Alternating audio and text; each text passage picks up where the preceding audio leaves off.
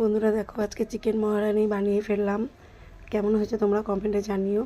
এখানে মাংসটা আমি ম্যারিনেট করে নেব। আদা রসুন বাটা, টক দই, স্বাদ মতো নুন, কাস্তুরি মেথি দিয়ে 1 ঘন্টার জন্য রেস্টে রেখে দেবো। একদিকে আমি পেঁয়াজ, রসুন, একটা টমেটো দিয়ে পেস্ট করে নিয়েছি। এদিকে মৌরি, ধনে, জিরে, সামরিচ, গোলমরিচটা একটু ভেজে নাড়াচাড়া করে গুঁড়ো করে নেব।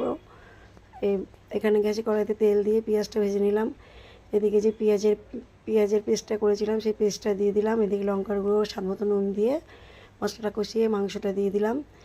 এবার যে মশলাটা করে এদিকে যে মশলাটা করে রেখেছিলাম সেই মশলাটা দিয়ে নাড়াচাড়া করে ঢাকা দিয়ে দিলাম। আর এদিকে যে বাদামের পেস্টটা করেছিলাম সেই বাদামের পেস্টটা দিয়ে নাড়াচাড়া করে দিলাম। এবার একটু ফেস ক্রিম দিয়ে দিলাম, তোমরা চাইলে দুধ দিতে পারো, আমার কাছে ফেস ক্রিম ছিল দিয়েছি। আর একটু মশলা বাকি ছিল সেটা দিয়ে দিলাম। আর চিলি পাউডার দিয়ে ভালো করে নাড়াচাড়া করে দেখো আমার হয়ে গেছে চিকেন মহারানি।